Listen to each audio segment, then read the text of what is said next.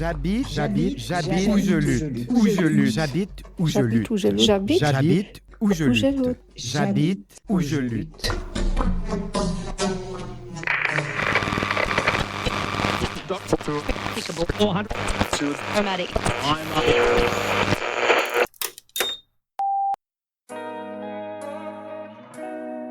Je m'appelle Vanessa Jérôme. Je suis sociologue du politique, écologiste, féministe, engagée contre les inégalités et les discriminations. Je suis française, née dans une famille de gens mélangés, venus de plusieurs pays, habités de différentes croyances, courant après de multiples rêves. Je vis depuis peu à Vancouver, sur les terres non cédées des peuples Musqueam, Squamish et Tsleil-Waututh. Mon nom est Pierre-Luc Landry. Je suis écrivain et professeur en études littéraires, culturelles et médiatiques, militant queer à l'identité fluide, engagé contre les inégalités et les discriminations. Je suis canadien, né dans une famille québécoise aux origines européennes, issue de la colonisation française des Amériques. Je vis depuis peu à Victoria, sur le territoire non cédé des peuples Lekwungen et WSÁNEĆ. La sociologie est une lutte. La littérature est un lieu. Et sur ce territoire de l'Ouest, nous nous sommes rencontrés.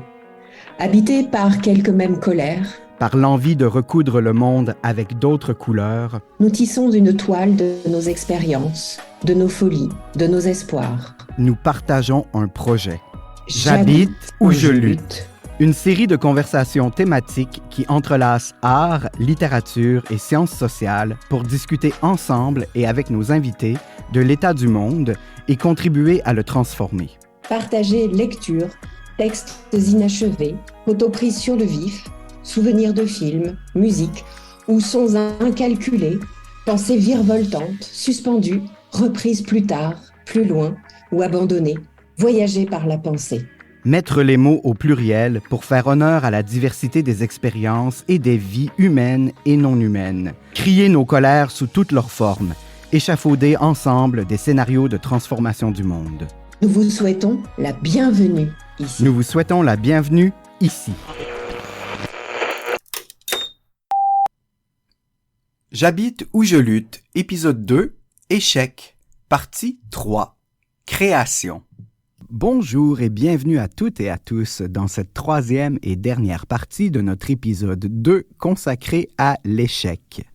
En première partie, Vanessa et moi nous sommes entretenus avec Florian Grandena et Éric Mathieu de l'ouvrage Échecs et vomissements qu'ils ont co-dirigé et publié en 2023 aux éditions Somme Toute.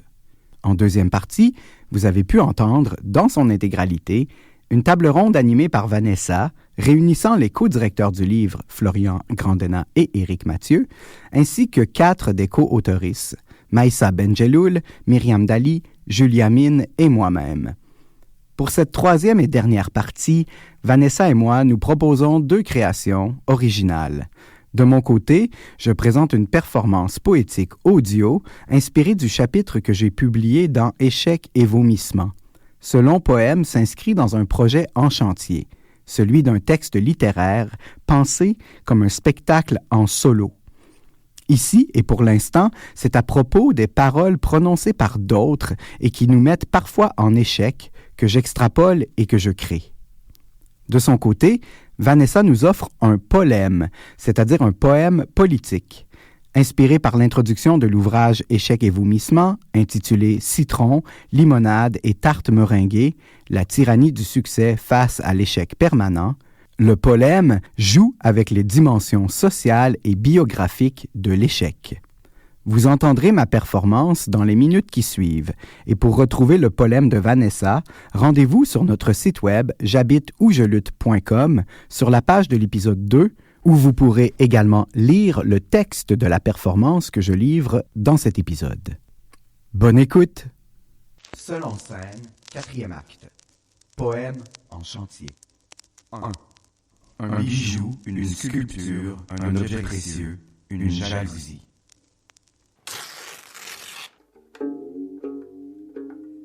Pas le temps, je m'occupe des autres, me suis trop occupé des autres. Je passe toujours en dernier et c'est de ma faute. J'ai péché en pensée, en parole, par action et par omission. Oui, j'ai vraiment péché. Mea culpa, mea maxima culpa, through my fault, through my most grievous fault. Pas grave, plus tard je m'en occuperai, j'aurai le temps plus tard, quand soudainement plus tard je vais écrire. Mais surtout, j'espère écrire, j'espère écrire. Je fais des plans d'écriture, je note des idées, je commence des textes, puis j'échoue.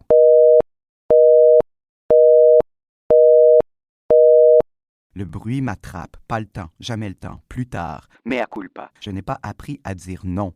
Through my fault. Il faut se rendre indispensable quand ce sont les autres qui déterminent notre destin.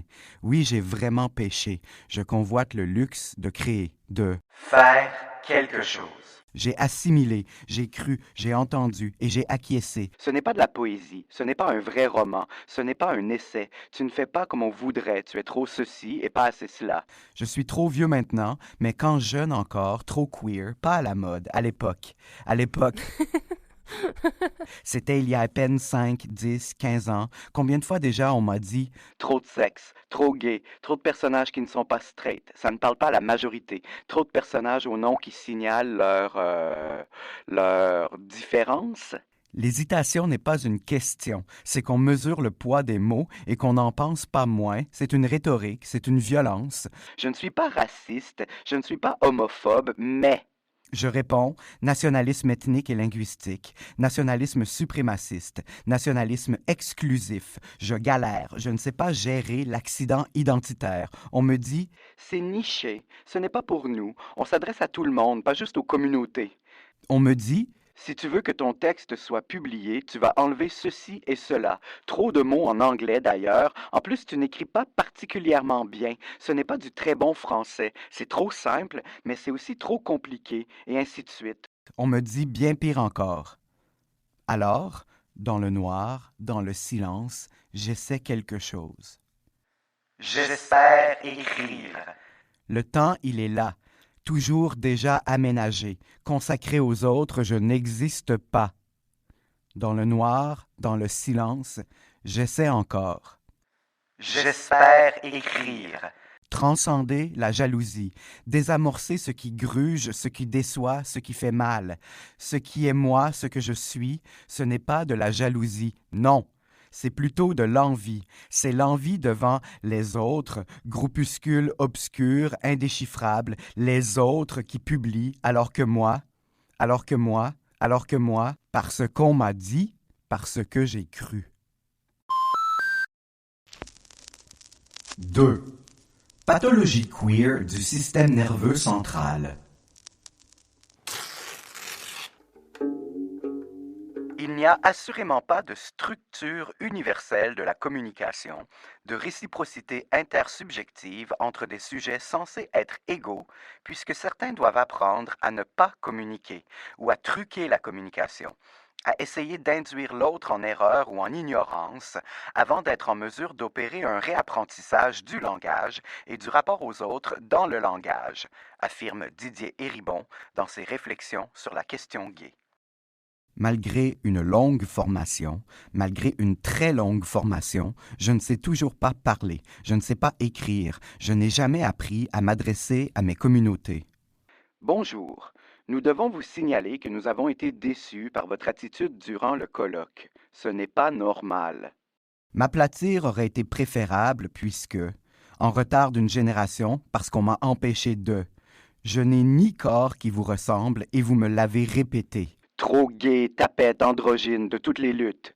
J'écris, je prends la parole. Le silence éternel de ces espaces infinis m'effraie.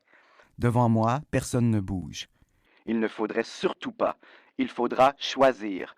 Je ne crois pas que ce soit une bonne idée. Vous n'y arriverez pas, vous nous ferez perdre notre temps. Ce n'est plus d'actualité, on a réglé ces questions dans les années 90. Je ne vois pas le rapport avec l'identité. Nonobstant, en privé, merci. On me dit que je ne suis pas seul, mais devant moi, personne ne bouge. Tu ne peux pas dire ça, il est gentil, c'est mon ami. Ce n'est pas par pruderie, mais plutôt par lassitude. C'est trop lu, trop vu. Si tu veux publier ton texte, quand même, il faudra... Devant moi, personne ne bouge. Non, pas comme ça. Tu ne peux pas dire ça. Tu ne peux pas écrire ça. Tu ne peux pas écrire, tu ne peux pas écrire, tu ne peux pas écrire, tu ne peux pas écrire, tu ne peux pas écrire, tu ne peux pas écrire, tu ne peux pas écrire, tu ne peux pas écrire, tu ne peux pas écrire, tu ne peux pas écrire, tu ne peux pas écrire. Ce n'est pas de la poésie, ce n'est pas ça. Vous me l'avez répété, j'ai tout entendu, je me suis laissé marquer par les verdicts prononcés en mon absence. 3. Et puis je fume.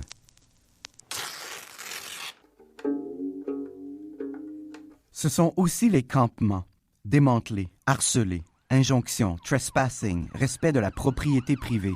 Les secondes, les minutes, les heures, puis les années traversent ces espaces qui se ressemblent et pourtant, je suis incapable de réconcilier. Please excuse the fence while we violently displace people without homes. Je rêve de barricades, coin Saanich et Douglas. S'il ne semble y avoir rien, quand on ouvre les yeux, c'est là, toujours déjà, là, queer, partout, forêt, béton, plage, là, quand résister une brique sous les pavés, la seule manière de survivre, pour peu qu'on nous ait appris à lire et à parler. J'ai compris je ne sais trop quand. J'ai enfin compris, je pense. J'ai enfin compris, je pense, je ne sais trop quand. En réalité, c'est le pluriel qui l'emporte par la force des choses. L'inventaire est incomplet et je n'habite pas dans le même monde qu'eux. Je n'habite pas dans le même monde. Je mourrais à même la vie. J'ai paniqué. De l'eau dans les poumons, j'ai paniqué. I was drowning. I was dying alive. Comme l'écrit Kateri Lemons à propos de David Foster Wallace, j'étais, jour après jour, seul et emprisonné, coupé des autres, dans la cage de pensée et de doute que peut devenir notre esprit. Toute ma vie, privée de ma culture, ce qu'il y avait dans les films ne relevait pas de ma réalité, et vice-versa. Je voulais un train électrique et des pantalons de velours cordé. Je rêvais d'une autre religion. Je n'avais pas compris. Il n'y avait personne pour m'enseigner comment ne pas mourir, pour m'enseigner queer, ma culture de naissance qui n'est ni paternelle ni maternelle, comment queer pour ne pas mourir. J'apprends par moi-même. Il y a des trous, des cratères, des abîmes insondables. Cependant, ça arrive comme ça. Opération mathématique, c'est limpide et je veux tout recommencer. Je veux recommencer, je pense. Je veux écrire un discours. Je peux enfin avoir de l'humour parce que j'ai compris. I was dying alive à force d'être tenu à distance de tout ce qui pouvait m'aider à respirer queer pour ne pas mourir. En attendant, je fume. Stationnement HomeSense sur Grand Boulevard. Je danse, je chante un peu, pas très fort, je fume, je chante et je danse. Stationnement HomeSense sur Grand Boulevard, je fume. Island Home Center entre Blanchard et Oak. Island Home Center entre Cloverdale et Tolmie. Je fume, je tweete, je danse. Puis, génocide devant mes yeux. Là, génocide.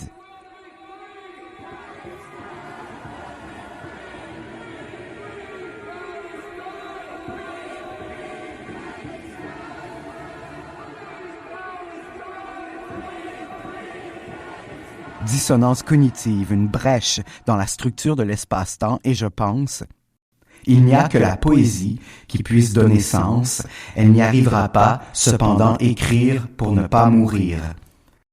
Mais est-ce que j'en ai le droit? Qui peut m'octroyer la légitimité nécessaire? À qui appartient le désir? De quoi le succès est-il le visage? J'orchestre une renaissance. Je me plains d'avoir été en quelque sorte freiné brusquement, ainsi je me dédouane complètement, alors que voilà, ce sont mes traumatismes qui ont pris le contrôle, voilà. Je me plains, tandis que des bombes. Tandis que des bombes, j'espère écrire.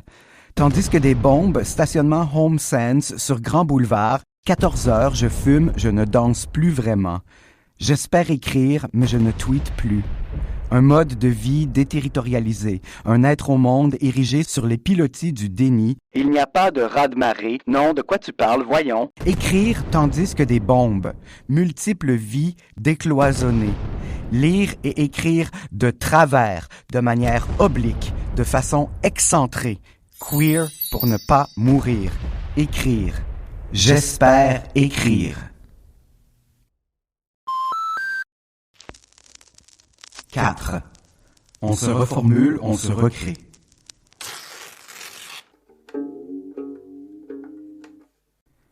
Mark Lipton, dans un chapitre de l'ouvrage Queer Youth Cultures, souligne que les jeunes queers doivent manipuler les médias pour s'y reconnaître, pour se sentir représentés, pour se connecter à des personnages qui pourraient être des êtres vivants semblables à eux. They must decode texts against the mainstream heterosexual grain en les modifiant, en négociant avec leurs spécificités et en agissant comme des détectives afin d'opérer une lecture queer qui les aidera à façonner leur identité et à sentir qu'ils ne sont pas seuls. J'ai soif, je ne sais pas boire. Mark Lipton. Queer people have trouble being active participants in mass popular culture because they are not included in society's view of the mass. Yet, queer reading practices articulate queer positions in and about mass culture that reveal popular culture need not exclusively and inevitably express straightness. C'est impossible de faire autrement et puisqu'il n'y a rien, je voudrais dire, il y a dans la poésie des fulgurances, il y a des isolats, des phrases et des images qui s'adressent à moi. Quelqu'un me parle. Je n'ai jamais appris, on ne m'a pas montré. Je peux transformer tout ce que je touche, queer ailleurs autrement. Par exemple, Jacques Roubaud qui pleure la disparition d'Alix Cléo. Des débris de poèmes, je fais ces phrases. Moi aussi. Il y a une sorte de coïncidence miraculeuse entre ce que je lis et ce que je suis, écrivait Yann Andrea dans Cet amour-là. J'ajoute, même dans les livres trouvés chez Zellers, nous habitons le désert. 5. Auto-expérimentation, technique de soi centrale dans une société dystopique.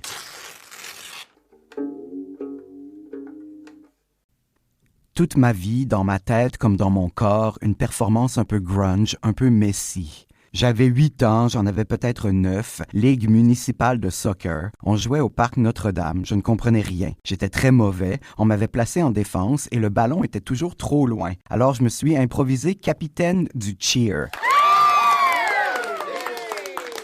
Je jouais pour le Nigeria et avec grand-maman, on a repéré dans un dictionnaire le drapeau du pays qu'on a cousu à partir de retailles de tissu. J'ai attaché un bac de recyclage sur une planche à roulettes. I was a skater boy, mais pas de la bonne manière. J'ai décoré le bac, j'y ai attaché une corde à sauter et mon ourson en peluche installé dans le bac est devenu notre mascotte. Le Nigeria était à l'honneur dans nos parades, mais on ne savait rien du Nigeria. On ne comprenait rien à rien. En tout cas, il est certain que moi, je ne comprenais pas. À l'université, dans un bar de la basse ville, je me suis jeté de la poudre de talc en pleine gueule en récitant de la poésie, j'ai bu un aquarium, j'ai lancé le poisson mort dans l'audience et sans faire exprès, en plein visage d'un ancien amant.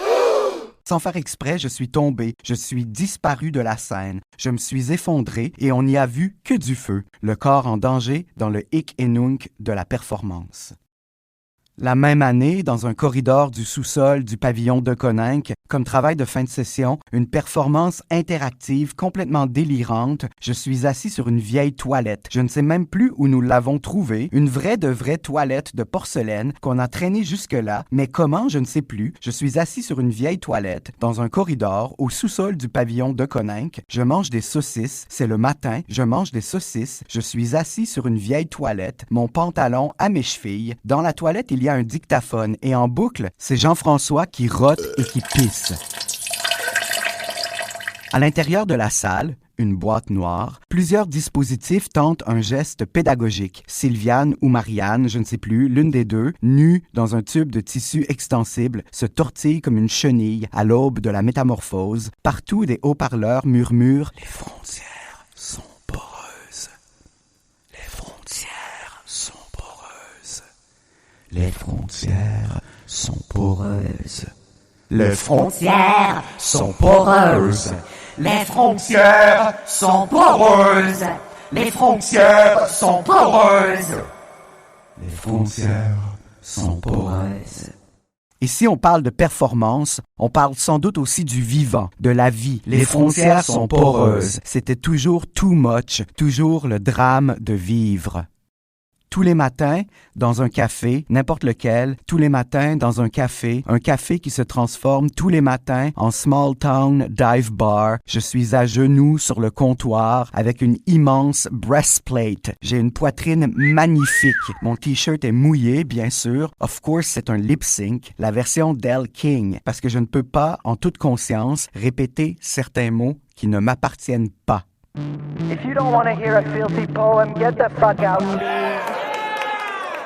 I was so fucking gay. I've always been so fucking gay. Mais personne n'encourageait mon extravagance. Personne ne me signalait que mes comportements avaient une valeur artistique. Whatever the fuck that means. Je suis celui qui dérange, celui qu'on déteste, celui qui rit trop fort et trop mal. Celui à qui un jour quelqu'un va péter la gueule s'il n'arrête pas. Et tu le mériteras, Chris de tapette.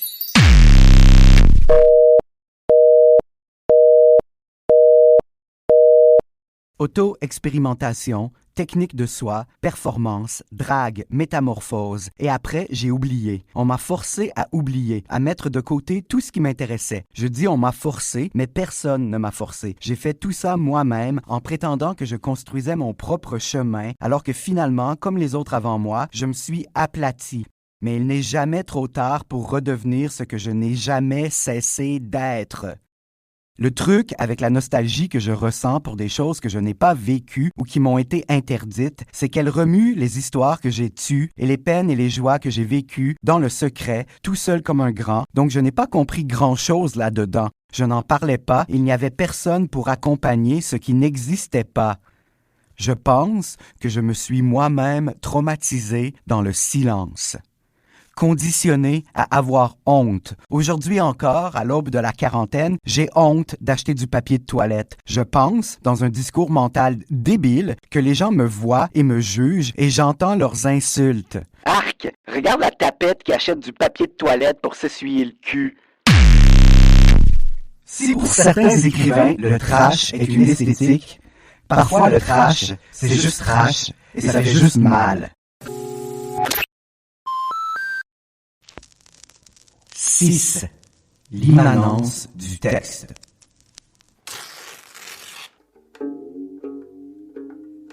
Je déteste retourner au canon.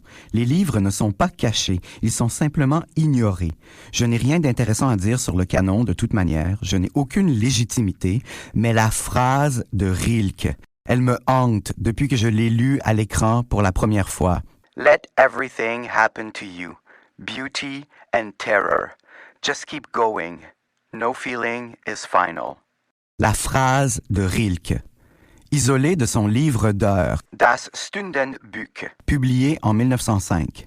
D'abord, il y a la phrase à l'écran, à la toute fin du film Jojo Rabbit de Taika Waititi, filmé à Prague, Kafka Métamorphose. Kafka Grégor Samsa, mais je n'oublie pas Peter le Rouge. Peter le Rouge qui parle lui aussi de moi. Peter le Rouge, le narrateur du rapport pour une académie. Moi aussi, je suis un ex-singe qui s'est introduit dans le monde des hommes et qui s'y est fixé. Je prétends appartenir à une communauté dont j'ai appris la langue. Moi aussi, j'ai atteint le niveau de culture moyen d'un Européen. Je suis un chimpanzé invité pour amuser le public. Je suis un monstre qui vous parle, écrit Paul Preciado. Et à la 3e page de son discours, surgit Peter le Rouge. Mais ce n'était pas prévu comme ça. Voilà un moment de grande synchronicité. Je cite Preciado. Le plus intéressant dans le monologue de Peter le Rouge, c'est que Kafka ne présente pas son processus d'humanisation comme une histoire d'émancipation ou de libération par rapport à l'animalité, mais plutôt comme une critique de l'humanisme colonial européen et de ses taxonomies anthropologiques. Une fois capturé, le singe dit ne pas avoir eu de choix.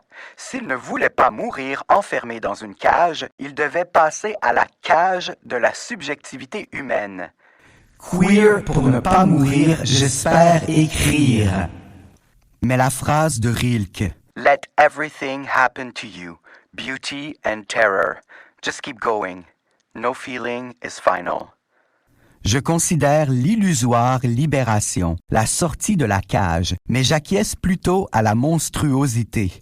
Je parle avec Preciado. Le monstre est celui qui vit en transition, celui dont le visage, le corps et les pratiques ne peuvent encore être considérés comme vrais dans un régime de savoir et de pouvoir déterminé.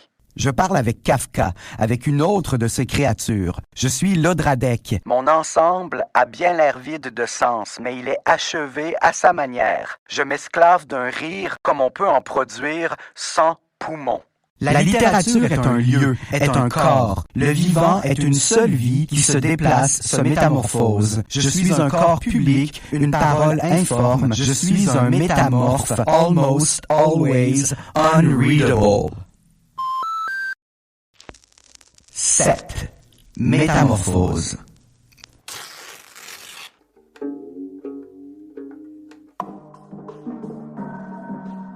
Je suis une voix flottante. Je parle, donc je suis. Je peux immerger mon corps, le réduire en vibration mécanique, en ondes longitudinales. Mais je ne peux pas le boire, je ne peux pas crier. J'habite le lieu de mon énonciation, même si ce texte, si ces poèmes, même s'il faut les entendre depuis le sommet d'une colline rocheuse, à travers le sel de l'océan tout autour, étouffé dans l'humus des forêts.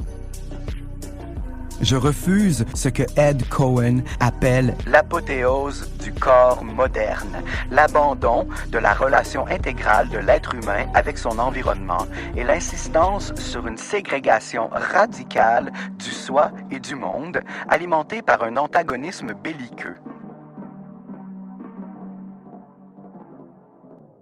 J'ai besoin de réfraction et de diffraction. J'ai besoin des qualités multidirectionnelles d'une arborescence continue. Je vis à l'intérieur d'un corps poreux, ma sueur toxique assimilée aux gaz dans lesquels je me déplace. Je respire ton souffle et le souffle de la terre. Warning, warning, a production incident has occurred. Warning, warning, a production incident has occurred. Je suis tout et n'importe quoi. Je suis Walt Whitman. Do I contradict myself? Very well then, I contradict myself. I am large. I contain multitudes. Je suis aussi Bob Dylan. Je change au cours d'une journée. Je me réveille, je suis une personne, et quand je m'endors, je sais avec certitude que je suis quelqu'un d'autre. La plupart du temps, je ne sais pas qui je suis. Cela n'a même pas d'importance pour moi. J'ai une peau. Mon corps connaît des frontières qui sont franchies, transgressées, ignorées, des millions de fois par jour. Je suis perméable. Tout vivant est la forme du monde en entier. Tout vivant est métamorphose du monde, écrit le philosophe Emanuele Coccia. Je suis un métamorphe. Je suis ma propre mutation. Je n'ai pas de forme. Mes extérieurs changent toujours, déjà. Chaque jour, il est possible d'abandonner l'ambition de la reconnaissance. Alors, je choisis la littérature. La littérature est un lieu pour inscrire ce processus de réémergence périodique. Je choisis la littérature comme un lieu, comme une possibilité, comme une communalité de corps, de vie, de créatures, d'affects, de monstres. Je choisis la littérature comme un moyen d'exploser les normes, les règles et les conventions. On m'a assigné un statut d'humain à la naissance. Pourtant, parfois, je suis composé de plus de matière non humaine que de ma propre humanité. Tous les matins, j'avale, je m'injecte des molécules qui ne sont pas moi, qui le deviendront, qui me transforment. Alors, je choisis la littérature comme un lieu, comme une possibilité, comme une communalité de corps, de vie, de créatures, d'affects, de monstres. Je choisis la littérature comme un moyen d'exploser les normes, les règles et les conventions. Je choisis d'imaginer un avenir qui transcende les cages taxonomiques dans lesquelles nous nous sommes emprisonnés. J'espère écrire Queer pour ne pas mourir. Je parle à travers Emanuele Coccia lorsque je rêve un futur qui ne soit pas la simple conséquence logique et historique de tout ce qui a été. Je suis l'Odradek, j'attends une nouvelle métamorphose. Pour Coccia, un cocon est une technique. Est la forme que tout être vivant entretient avec soi-même et qui l'amène à modifier radicalement son corps et son identité. Est un maniement du monde qui rend possible un changement de l'identité personnelle. Et le livre est un cocon qui permet de redessiner son propre esprit. Un livre est donc une technique. Est une performance des technologies de soi. Pour parler encore avec Preciado encore. Un livre est un cocon, est un lieu, est un paradigme de la conscience de soi. soi est l'espace dans lequel chacun de nous est soumis à des forces qui le transforment irrémédiablement et le transposent dans un monde totalement différent de celui où il a vécu jusque-là. Je choisis la littérature comme un cocon, comme un lieu. La littérature est cet endroit où je peux faire tomber les masques et échapper à la saisissabilité. Dans ce cocon, je laisserai tout venir à moi, la beauté et la terreur. Il me suffira d'avancer. Nul sentiment n'est si lointain. Aucun texte n'est définitif à l'intérieur du cocon. Il y a l'imagination créative nécessaire pour un futur impensable et inimaginable. Le cocon est la démonstration vivante qu'un environnement, un monde, ne se limite pas à une géométrie à laquelle s'adapter, mais est un laboratoire dans lequel se réinventent, dès le départ, géométrie et forme. Un livre est un cocon, est un lieu. Un texte est un cocon, est un lieu. La littérature est un lieu, et la théorie s'y installe dans un coin, même si les murs ont été détruits. Les souverains nécropolitiques qui courent dans tous les sens, s'accrochent à la vie, se précipitent pour perpétuer l'existant, le déjà là, le pareil au même, et leur mouvement a levé le brouillard. Dans ce coin de la maison, aux murs abattus, là où s'était installée la théorie, dans un coin, s'élèvent les millions de visages de ceux d'entre nous qui sont maintenus dans la marginalité par le système, par le souvenir nostalgique des murs, Phantom Limb Syndrome. Mais l'architecture reste la même dans un coin, là où se tapissait la théorie, s'élèvent les millions de visages et de voix des indésirables du capitalisme. Aujourd'hui, je suis une voix flottante sans territoire. J'espère écrire. Je rêve d'un livre que mon corps écrit sur le territoire pour ne pas mourir. Je suis un livre, mais le livre n'est pas en moi. L'auteur n'est pas une parturiente, n'est pas un fantôme. L'auteur est une théorie de lui-même. L'autothéorie mobilise l'expression de soi à travers une multitude de formes et de manières de faire qui n'opposent ni la pensée à l'art, ni les pratiques artistiques entre elles, ni l'art ou la théorie aux expériences vécues, écrit Nicolas Dawson. L'autothéorie révèle la précarité du maintien des séparations illusoires entre l'art et la vie, la théorie et la pratique, le travail et le soi, la recherche et la motivation, explique Lauren Fournier. L'autothéorie est politique de la même manière que l'autohistoria de Gloria Anzaldúa est politique, était politique et sera toujours politique. La littérature est un lieu, est un terrain peut-être plus risqué que d'autres. Comme l'écrit Mel Y. Chen, les universitaires sont souvent formés pour éviter d'écrire dans quelque style que ce soit qui s'apparente à la confession. Un tel virage est chargé d'ambivalence. La littérature est un terrain politique, est un lieu politique, mon existence est politique, je suis une voix flottante. Nicolas Dawson suggère que l'autothéorie joue dans les plates-bandes du queer et refuse les assignations. La littérature est un cocon, est une maison, est un lieu. Et pardonnez-moi de parler à travers les mots des autres, mais des textes ont déjà été écrits que je n'ai pas à rénover ou à parodier. Emanuele Coccia. Le cocon est aussi la preuve que notre vie ne peut jamais être assignée à un seul environnement, à une seule niche, à un seul monde. Non parce que la vie s'adapte à tel ou tel environnement, à tel ou tel monde. Elle ne peut se réduire à un monde spécifique puisqu'elle est toujours un monde pour elle-même.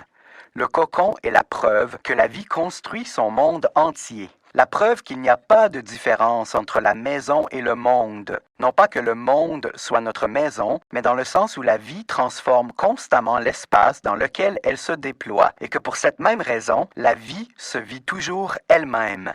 Pour aujourd'hui, ma voix est un monde, est un texte, je suis une voix flottante, je suis un texte que j'habite, dans lequel je me déploie, je m'incarne ici et maintenant, j'espère écrire. Si l'on considère que la vie est informe et sans limite, il est impossible de restreindre notre empathie au corps qui nous ressemble. Dans un chapitre brillamment intitulé « Être mangé », Emanuele Coccia, encore, met en garde contre l'illusion de la singularité humaine. Il faut se libérer du mythe qui nous oblige à nous penser comme radicalement différents de tout ce que nous avons autour de nous. Ce refus de reconnaître que notre vie est la même que celle qui traverse tout autre corps n'est pas seulement d'ordre théorique. La revendication d'être différent et supérieur aux autres créatures, d'être fait de matière mentale, nous a surtout amené à répéter à l'infini l'illusion de supériorité et d'aparté. La pensée métamorphique de Kochia n'est pas un culte extractiviste, orientaliste ou New Age. Et s'il évoque l'hypothèse Gaïa, c'est dans le cadre d'une théorie de la continuité, inscrite dans le tournant relationnel, considérant le moi et la vie de manière multispécifique et transcorporelle. Avec mon corps, avec ma voix flottante, mes ondes longitudinales, je choisis de lire queer. I'm reading into it. Je lis Kochia queer et Kochia lit mon corps comme un collectif d'écrivains microscopiques. Mes gènes coïncident avec leurs écrits et avec le processus d'écriture même. Ils écrivent, mais ils sont matériellement ce qu'ils écrivent. Ils sont une forme d'écriture qui est engendrée par le corps de l'écrivain et qui n'est jamais séparée de lui, comme si tous les mots que j'ai écrits voyageaient avec moi, inscrits à même mon corps. Or, plutôt, les gènes sont des rédacteurs pour lesquels l'acte d'écrire coïncide avec une pratique chirurgicale de leur propre corps. Ils réinventent et réforment constamment l'écriture de chacun et le sens de leur écriture correspond à ce qu'ils arrivent à faire avec le corps. C'est une forme d'écriture créative au sens littéral du terme, comme si chaque mot que j'écrivais changeait mon corps pour toujours. Comme il n'y a pas de différence entre l'orateur et la parole, le sujet et l'information fournie, la nouveauté ne peut émerger que par une métamorphose. Ou à l'inverse, l'écriture se fait grâce à eux, un processus ontologique de réincarnation. Comme Preciado, j'ai survécu au processus systématique d'anéantissement de ma puissance de vie. La littérature est la promesse de ma réincarnation.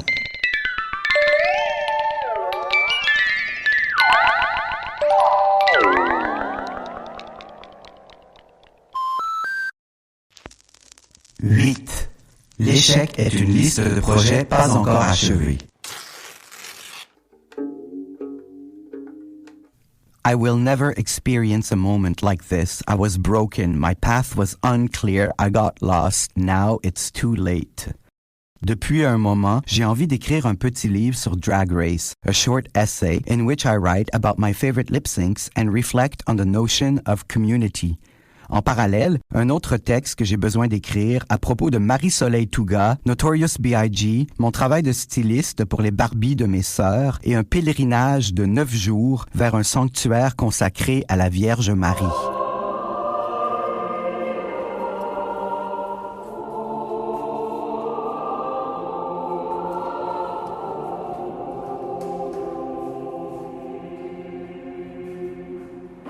Alors j'établis une liste. J'espère écrire. Le meurtre chez Bravo Pizzeria.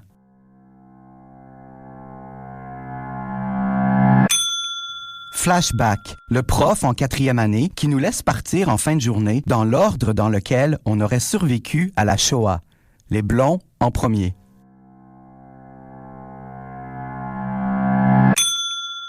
Une lecture comparée de Tom à la ferme, le film de Xavier Dolan, et la scène de fisting dans le roman de Michael V. Smith, My Body is Yours.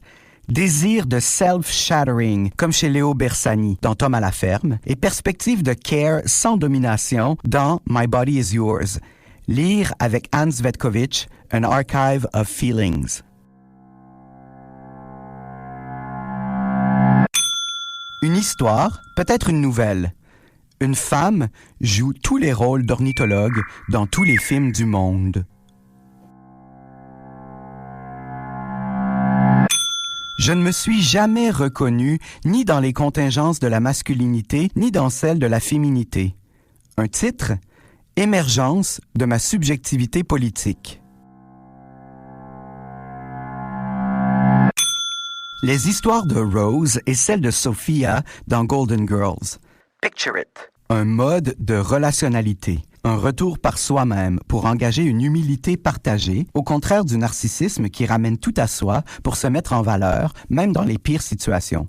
Ce type de storytelling est tourné vers autrui ou whatever, vers l'autre, pour engager un véritable dialogue, une relation, une transmission. Il y a peut-être quelque chose dans mon expérience de l'oppression qui peut t'accompagner alors que tu luttes toi-même. Et Stéphane Martelly, qui m'écoute, me dit, quand je descends de la scène, « La seule chose qui importe pour toi maintenant est d'écrire ce texte. »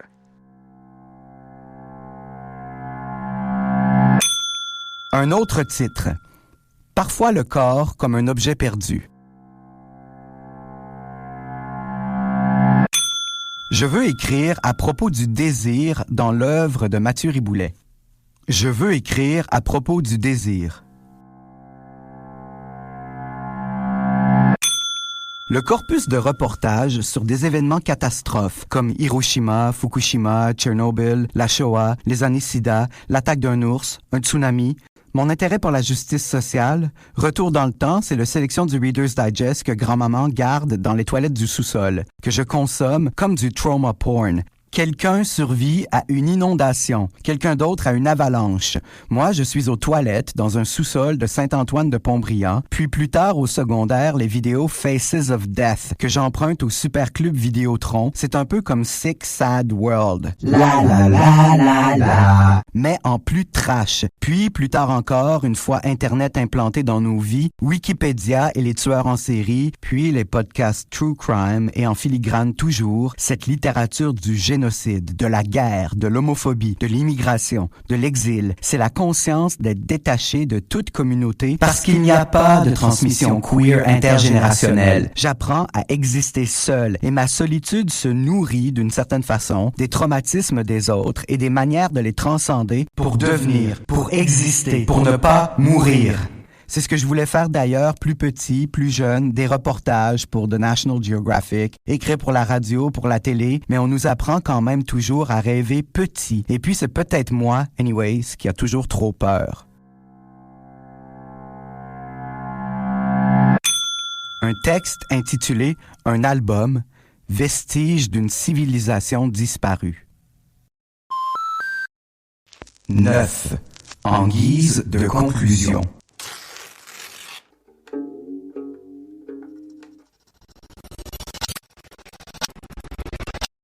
Dans son recueil Whatever Iceberg, la poète Tara Michelle Zinnick écrit « Sometimes you know your next book is happening while you live it. » Tandis que moi, je prends des notes. Je n'ai pas écrit le livre. J'ai fait semblant. Je me suis rasé la tête et je suis parti. À Barcelone, j'écrivais autre chose pour que personne ne puisse comprendre. Je suis devenu un poète raté.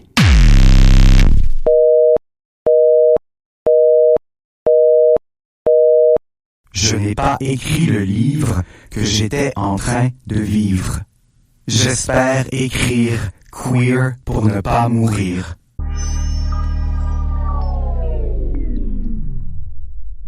End of transmission. Seul en scène, 4e acte, poème en chantier, est une performance de poésie sonore originale écrite et réalisée par Pierre-Luc Landry en décembre 2024.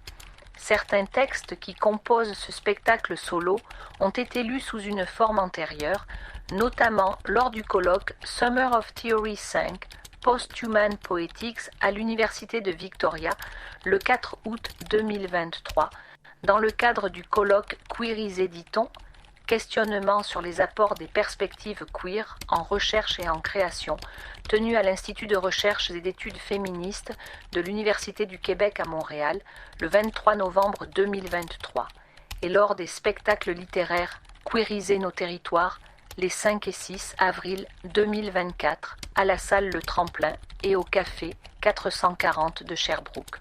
L'auteur tient à remercier les organisateurs et organisatrices de lui avoir donné l'occasion d'écrire.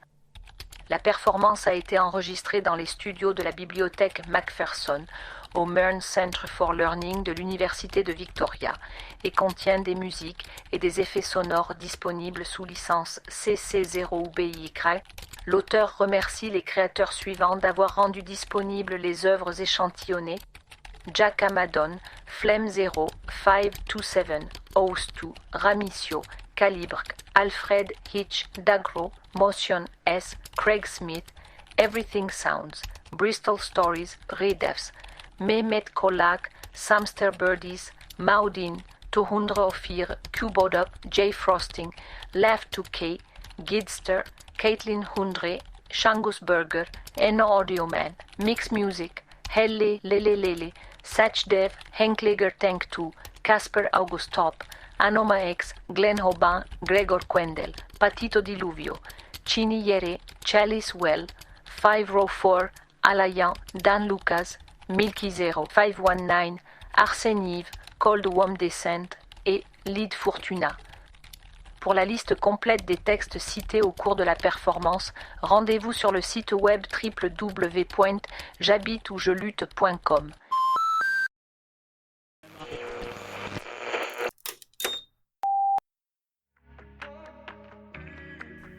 L'espace de la pensée est immense. La volonté de lutter, toujours renouvelée.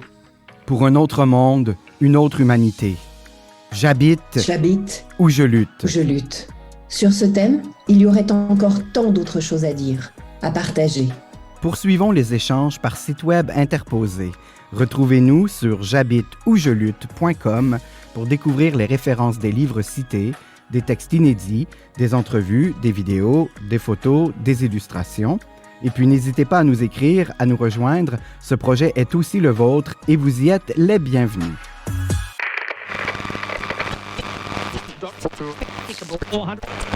Automatic.